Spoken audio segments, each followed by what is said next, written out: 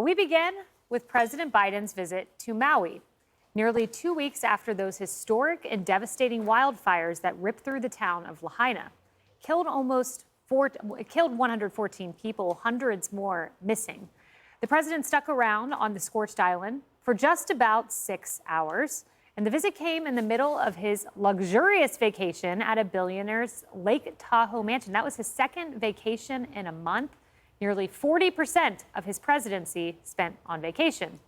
But President Biden's arrival in Maui was anything but welcome. Angry residents took to the streets outside the airport to protest the presidential motorcade, with some holding signs reading, "You're late," and others chanting, "Go home, Joe." President Biden then toured the destruction in Lahaina. He saw firsthand the destroyed homes and scorched streets, and he spoke with some community members who had just lost everything.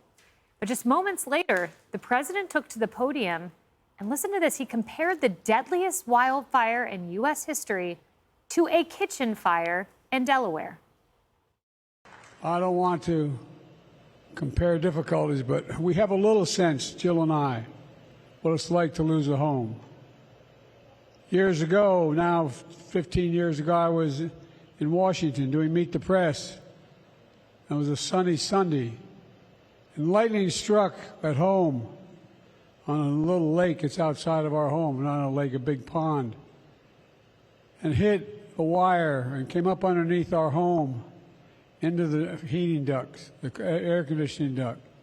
To make a long story short, I almost lost my wife, my '67 Corvette, and my cat.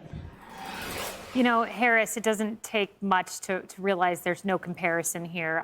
He didn't almost lose his wife, his Corvette, and his cat because the local fire department, they said it could be considered an insignificant fire. The local fire chief told the Associated Press, luckily we got it pretty early. The fire was under control in 20 minutes.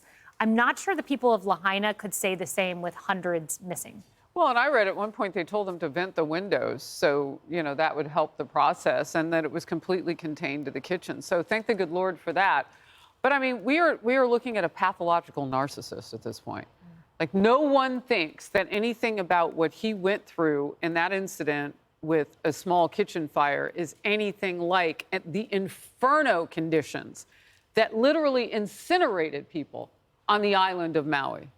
Within seconds. We still don't know where more than 800 people are at this point. Now, look, later in the conversation, he did go on to compare his loss from his wife and children earlier in his life and how at first he thought both of his sons were gone, but he found out that his two sons had survived and what that was like. And I can get it. But coupled with the other, I mean, you're always given, you know, A grade and Z grade. Like, you never just get a consoler-in-chief who can give you A grade all the time. Now, my guest last hour asked a great question.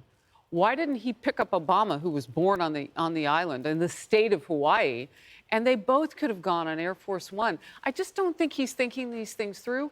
And who is on his staff who lets him then board a flight after Democrats have eviscerated people like Trump and other Republicans for not being president in the moment when things happen? You know, oh, look at Katrina, look at this.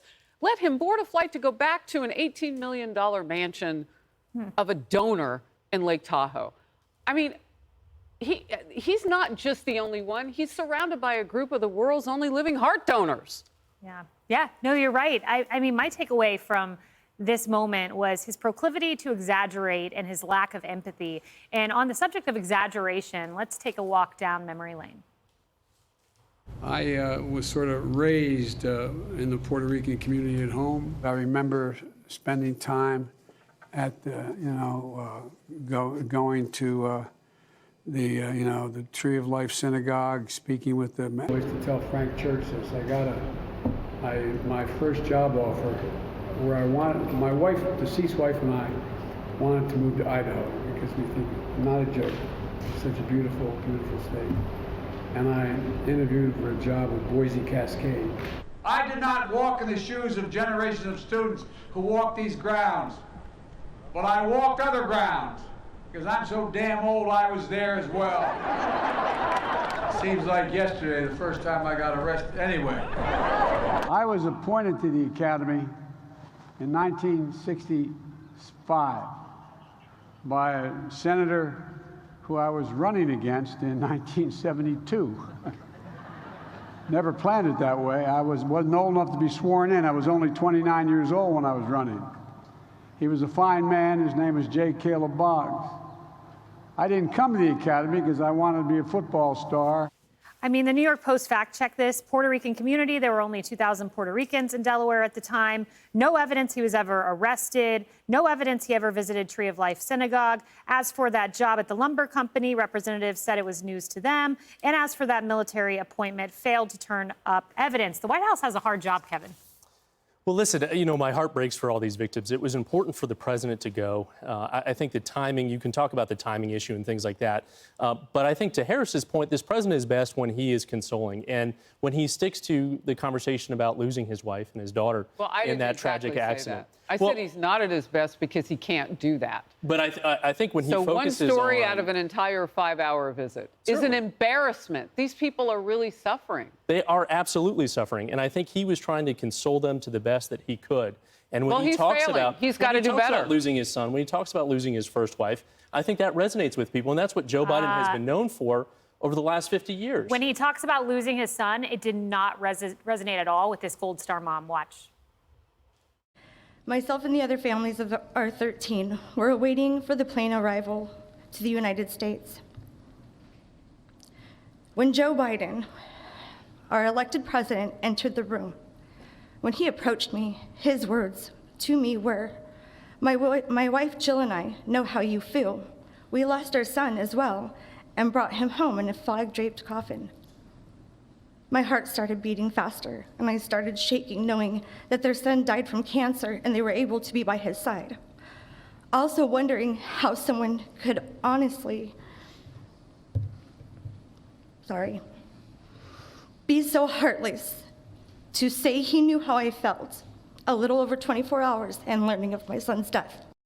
Carly, sometimes you just say, I feel your pain. Yeah. You don't compare stories that have no analogy whatsoever. And such a powerful moment from that Gold Star mom there.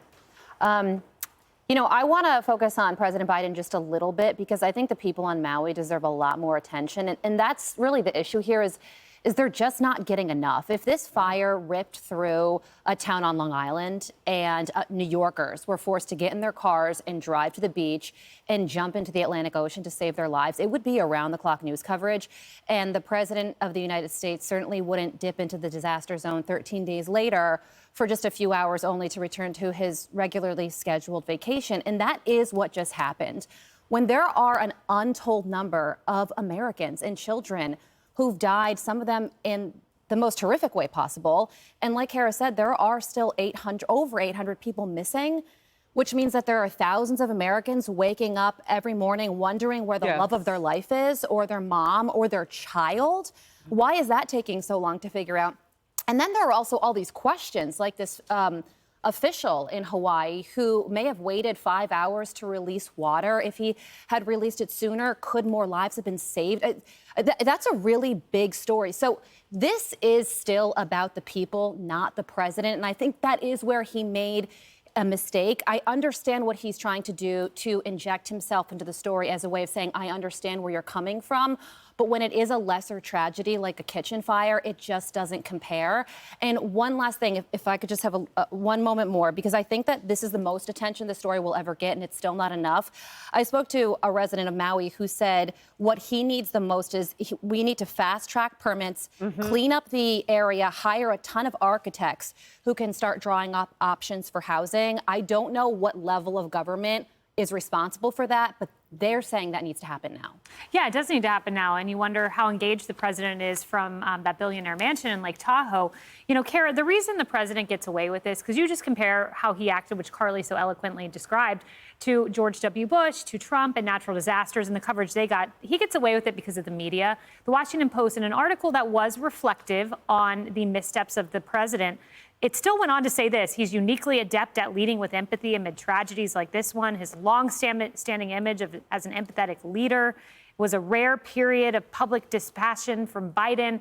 They cover for him when what he did was totally unexcusable. Exactly. And, if he led with empathy, but he also led with truth, that would be different. But, he tends to exaggerate. And there is a natural human inclination to filter your experience of the world from yourself. So have I experienced something like this? How do I identify with that? He just, that's on steroids for him. And there's the exaggeration component, as we talked about. But I think this also reflects the fact that he's gravely out of touch. Yes, he took a break between vacations to do this. That's great. But he's doing this at the same time that he's requesting hundreds of billions of dollars in aid from the American people to Ukraine. We did analysis. $900 per American is going to go to Ukraine from those hundreds of billions of dollars. $700 per household in Hawaii. Look at that. Wow. Which is not even enough to cover inflation, because that's $709 a month. So it actually take that into consideration. Came up when some of our people on the ground were interviewing the victims in Hawaii. They mentioned that. Imagine how different it would be if President Biden had said, you know what, I'm not going to get on that plane yet. We've got work to do on the ground. Yeah. I'm staying right here. Yep, put the work in. But the media lets him get away with it, and here we are. I'm Steve Ducey. I'm Brian Kilmeade. And I'm Ainsley Earhart. And click here to subscribe to the Fox News YouTube page to catch our hottest interviews and most compelling analysis.